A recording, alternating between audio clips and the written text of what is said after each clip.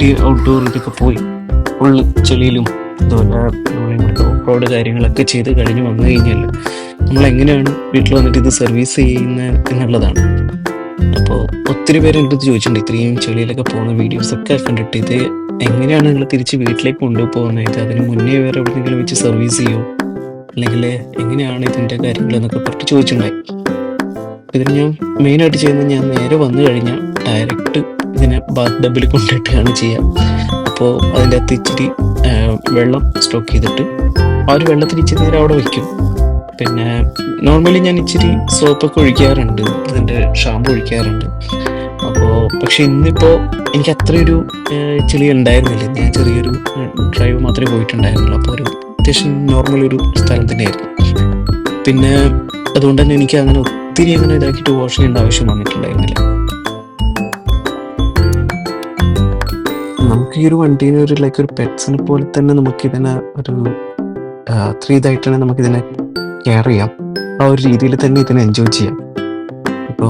ഇപ്പോൾ നമ്മളിപ്പോൾ വാഷ് ചെയ്യുകയാണെങ്കിൽ ഇപ്പോൾ ജസ്റ്റ് റിമോട്ട് എടുത്തിട്ട് ഇങ്ങനെ ഇതാക്കിയത്, ഇപ്പോൾ കുളിക്കാൻ മടിയുള്ള പോലെ ഇങ്ങനെ കയറി പോകുന്നത് പോലെ വന്ന് കുളിക്ക് വാഷിട്ട് അങ്ങനെയൊക്കെ നമുക്ക് സെൽഫായിട്ട് ഇങ്ങനെ ഓരോ ഫണ്ണൊക്കെ ഉണ്ടാക്കിയിട്ട് നമുക്ക് എൻജോയ് ചെയ്തിട്ട് നമുക്കിതിനെ നമ്മൾ ആ ഒരു ടൈം ഇത്രയും ഇത് നമ്മൾ എന്താ പറയുക, നമുക്ക് അത്രയും ഇഷ്ടമുള്ളൊരു സംഭവം ചെയ്യുമ്പോൾ നമുക്ക് ആ ഒരു ടൈം പോകുന്നത് അറിയില്ല. നമ്മൾ അത്രയും എൻജോയ് ചെയ്യും നമുക്ക് ഇഷ്ടമുള്ളൊരു കാര്യം ചെയ്യുമ്പോൾ.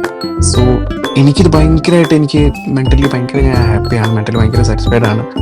ഇതിപ്പോൾ ഓഫ് റോഡൊക്കെ പോയി ഇങ്ങനെ വണ്ടി ഓടിക്കാൻ, അത് കഴിഞ്ഞിട്ട് ഈ ഒരു സർവീസ് കാര്യങ്ങളൊക്കെ ചെയ്യാനും.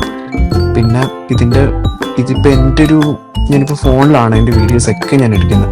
അപ്പം എൻ്റെ ഫോണിപ്പോൾ നോക്കിക്കഴിഞ്ഞാൽ ഈ ഒരു വണ്ടീൻ്റെ വണ്ടീൻ്റെ ഫോട്ടോസ് അല്ലാതെ വേറെ ഒരു സംഭവം എൻ്റെ ഫോണിൻ്റെ അകത്ത് ഇപ്പം ഇല്ല. അത്രയും അഡിക്റ്റാണ് ഞാനിപ്പോൾ ഈ വണ്ടീൻ്റെ മുകളിൽ. എനിക്ക് അപ്ഗ്രേഡ് ചെയ്യണം, എന്നും നല്ല നല്ല മോഡലുകൾ വാങ്ങിക്കണം. അതുപോലെ ഈ വണ്ടിയിൽ തന്നെ, ഈ ചേസിൽ തന്നെ നമുക്ക് വേറെ ബോഡി നമുക്ക് പർച്ചേസ് ചെയ്യാൻ പറ്റും. അപ്പോൾ അതുപോലെയുള്ള നല്ല സംഭവങ്ങളൊക്കെ നോക്കിയിട്ട് ഒന്നുകൂടി അപ്ഗ്രേഡൊക്കെ ചെയ്യണം. അപ്പോൾ പിന്നെ ഇതിൻ്റെ അകത്ത് വേറെ ഒരു ചെറിയൊരു ഇത് വരുന്നത്, ഇതിൻ്റെ ഫ്രണ്ടിലാണ് ഇതിൻ്റെ ബാറ്ററി. അപ്പോൾ നമ്മൾ വണ്ടി വാഷ് ചെയ്യുമ്പോൾ വളരെ ശ്രദ്ധിക്കണം.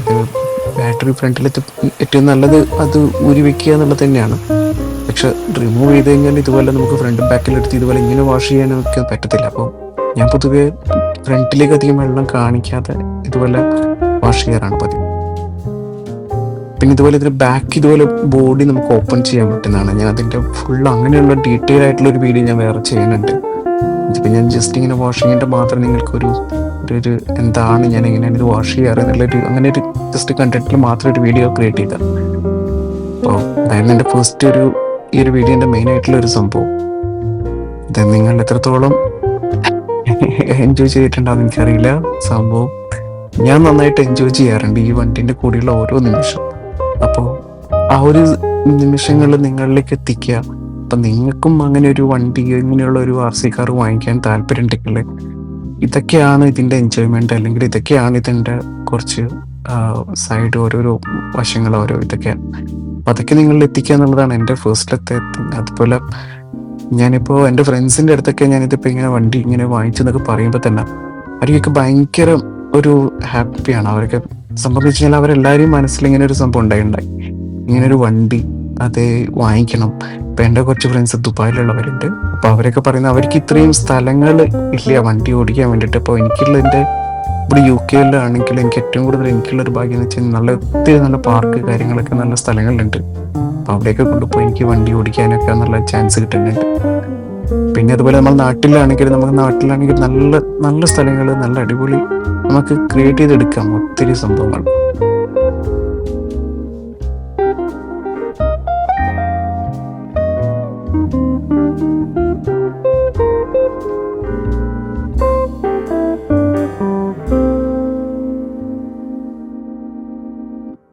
വണ്ടി വാഷിങ് കഴിഞ്ഞ് കഴിഞ്ഞാൽ ഞാൻ ഇതുപോലെ ഒരു ചെറിയൊരു ക്ലോത്ത് അവിടെ വെച്ചിട്ട് അതിൻ്റെ മുകളിൽ ആദ്യം വണ്ടി ഒന്നിങ്ങനെ വെക്കാറാണ്. അല്ലാതെ തുണി എടുത്ത് അല്ലെങ്കിൽ ടിഷ്യൂ എടുത്ത് ഇങ്ങനെ തോർത്തി എടുക്കുക, അങ്ങനെ അതിങ്ങനെ അതിൻ്റെ വെള്ളമൊക്കെ ഇങ്ങനെ ഒപ്പിയെടുക്കുക, അങ്ങനെ ഡ്രൈ ആക്കാൻ ഞാൻ നിൽക്കാറില്ല.